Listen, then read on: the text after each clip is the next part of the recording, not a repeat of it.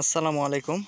আমি আজকে একটি বাগুনের ক্ষেতে হাজির হয়েছি, অর্থাৎ যে সবজিগুলো আমরা নিয়মিত খেয়ে থাকি। তো এটা হচ্ছে বর্ষার সিজন। তো এটাতে হচ্ছে উঁচু জমি, এখানে চিকনাবাদি আর কি হয়, মানে সবজির চাষই হয় বিশেষ করে। তো এখানে কিন্তু ড্রেন আছে, ড্রেনের মতো সিস্টেম আপনারা হয়তো দেখতে পাচ্ছেন কিনা জানি না। তো ঘাসের কারণে অতটা ভালো বোঝা যাচ্ছে না।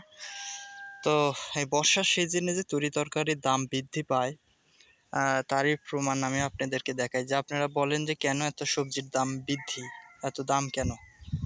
তো এই কিছু কিছু কারণেই কিন্তু এই দাম হয়ে থাকে। যেমন এখন গাছ বর্ষার সিজনে দেখা যাচ্ছে যে অতিরিক্ত বৃষ্টির কারণে কিন্তু গাছগুলো মারা যায়। তো সেটাই হচ্ছে তার প্রধান কারণ, বাজারে সবজির দাম বৃদ্ধি।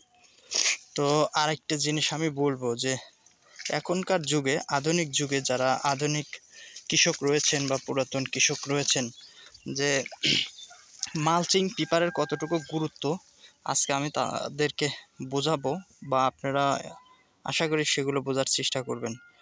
তো এই অবস্থা হচ্ছে মালচিং ছাড়া বেগুনের গাছের অবস্থা।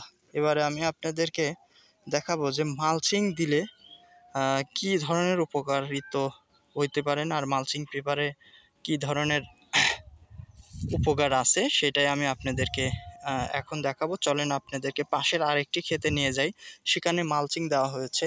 তো মালচিং দেওয়ার কারণে সেখানকার অবস্থা কি সেটা আপনারা তাৎক্ষণিক বুঝতে পারবেন যে কেন আপনারা মালচিং ব্যবহার করবেন।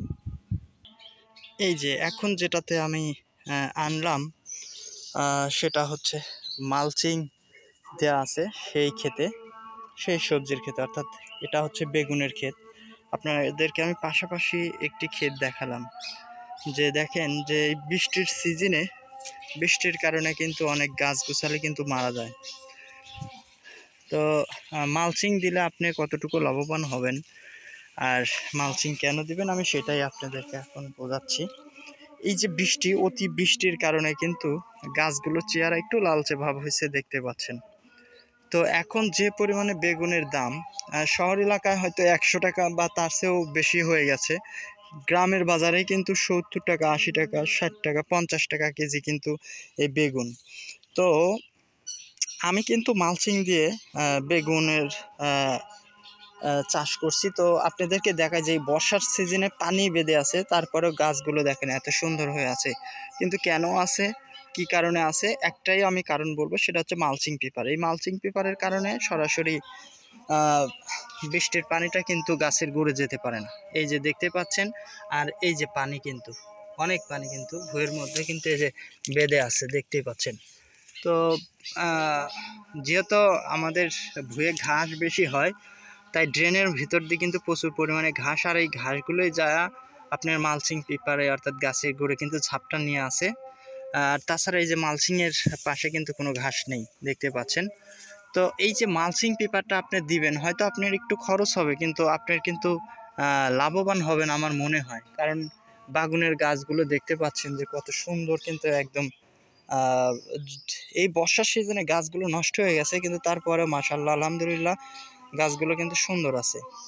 তো এই কারণে আপনারা যারা সাত পাঁচ ভাবেন, আমার মনে হয় যারা আমাদের মতো আধুনিক কৃষিতে মনোযোগী হবেন, যারা যারা একটু করে কাজ করার চেষ্টা করবেন কৃষিকাজের সঙ্গে, সবজি উৎপাদনের ক্ষেত্রে, সবজির ক্ষেত্রে আমার মনে হয় যে মালচিং পেপারটা অতীব জরুরি একটা জিনিস। আর এটা আপনি করলে আপনি কিভাবে বুঝতে পারবেন যে আসলে লাভবান হয়েছেন, সেটা আপনি চাষ করলে হয়তো বুঝতে পারবেন, আমি হয়তো নাও বুঝাইতে পারি। তো আপনারা একটিবার দেখেন, যে দেখলেই বুঝতে পারবেন যে আসলে কি কারণে আপনারা মালচিং পেপার ব্যবহার করবেন। তো দেখতে পাচ্ছিলেন যে আমি যে ক্ষেতটা দেখাইছিলাম ওটা মালচিং ছাড়া, গাছগুলো কিন্তু নষ্ট হয়ে গেছে, এবং 95% গাছগুলো কিন্তু নষ্ট হয়ে গেছে, আর হয়তো 5% গাছগুলো ভালো আছে। তো হ্যাঁ, এইটাই।